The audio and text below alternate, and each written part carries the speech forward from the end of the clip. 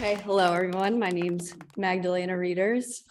So I'm a painter. I specialize in large scale murals, and this is a photo of a recent mural that I did, but I wanted to take you guys back to the beginning of my artistic journey to show how I ended up here.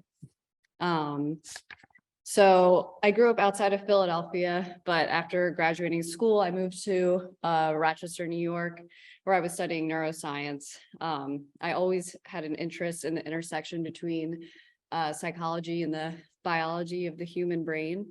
But I was simultaneously in some art classes, and I came to realize that this was a better path for me.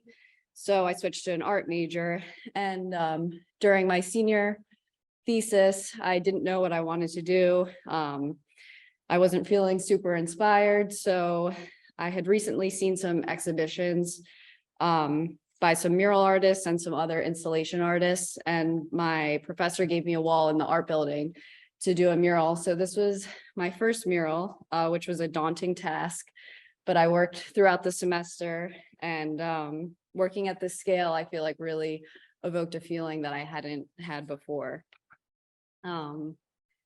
So something that I also enjoy about this form of work is that it brings me to new environments that I probably wouldn't have been in before. I did this piece with a friend in the Rochester abandoned subway system, which unfortunately I think has been filled in the meantime. But it was a place where artists would come, like graffiti writers and other painters would come and have a space where they could just take their time and do their work. But yeah, I don't think that it's there anymore. So after I graduated from the University of Rochester, I decided to move to Los Angeles. The picture on the left is the view from my apartment in Rochester, and the one on the right is from my house in LA. So it felt like a fitting and correct choice. And so during the first year that I lived in LA, I worked in a cafe during the day. But I was still interested in pursuing murals. So I did this piece on a wall in my apartment, and it was an attempt to kind of teach myself how to use spray paint, which was a difficult task, but it was fun. And one of the owners of the cafe that I was working in was opening a nail salon nearby, and she wanted a mural done on her back wall. So this was the piece that I did for her. The name of the nail salon was Swank. So my cousin Emily Kakowski joined me, and we continue to work on projects together today.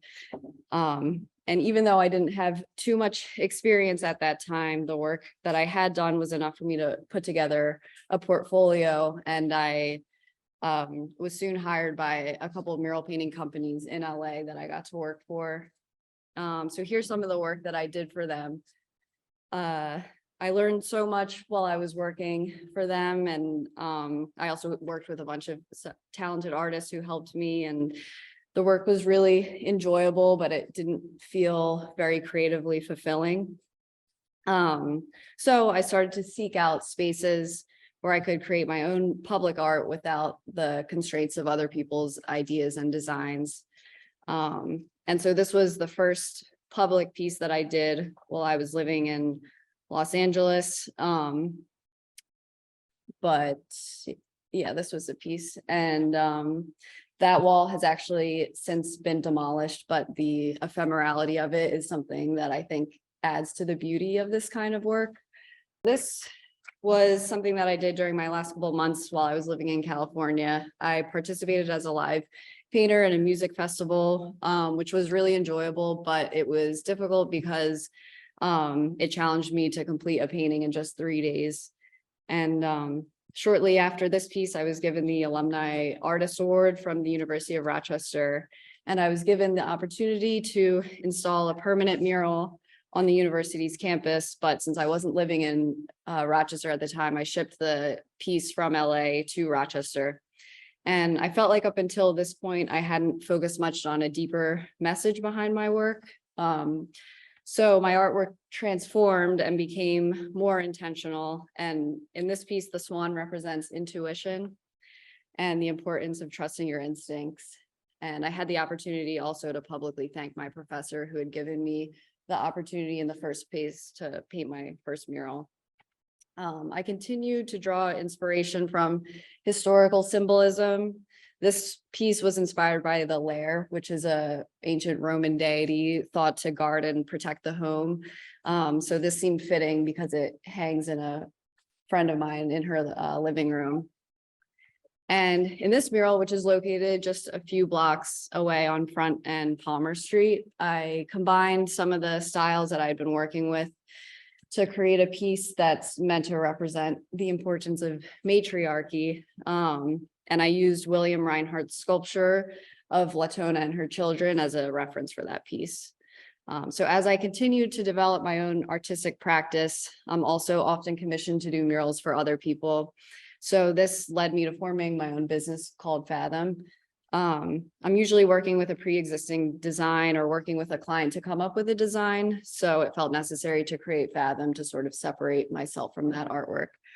And then finally, this piece was for this show, which is hanging in the back. And it's a bit different. And working on a canvas really posed its own challenges because I'm really more comfortable working on larger walls. The last thing that I'll say about it, I guess, is that I just feel like there's a lot less room for error when you're working on a canvas, and it really made me appreciate people who are able to work on smaller canvas pieces. So thank you so much. And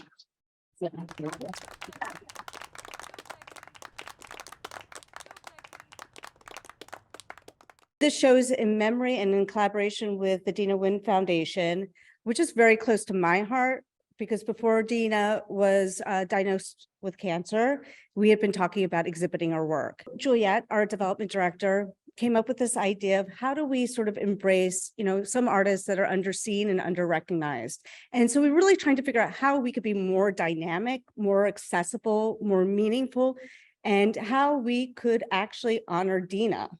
And we really thought by creating this fellowship, it would be a nice way of supporting artists that need a little more support, a little more help. And also one of the reasons why I started InLiquid was having gone to art school in New York and not having mentors or supporters here. When I moved back to Philadelphia, I was a fish out of water. No one knew who I was. I had family, friends from high school, but no support system. And after you graduate school, you have no place to show your work. We need to support our artists in a better way. So I want to welcome all of you to being part of our community, and take advantage of it and reach out to us if you need or help. We know a lot of people in the city. We can't promise anything, but we'll do our best job to be good, nurturers. And I want to introduce my friend and my co-conspirator, John Wind.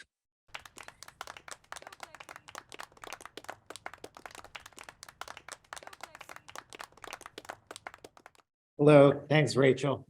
Thank you, Sarah, Juliet, Rachel, Claire, the whole InLiquid team.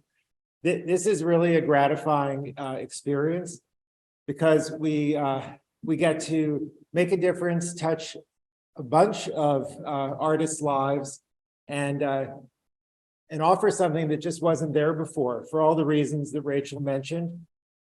And the connection with my mom, she started as a serious artist kind of late. She had a family, and as my brother and I were in high school and moving out of the house, that's when she really leaned into her art making. And she was kind of a maverick. She learned how to weld. She could have welded bridges, like she got a diploma in welding, serious industrial welding, but she chose to apply it to art.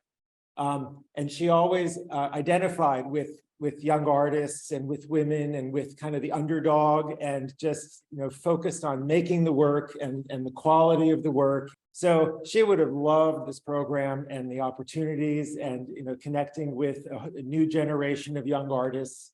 This year, the fact that it's mostly female artists, that would have been close to her heart as well. So congratulations to all of you. And I can't wait to hear what you have to say. And thanks InLiquid for the opportunity.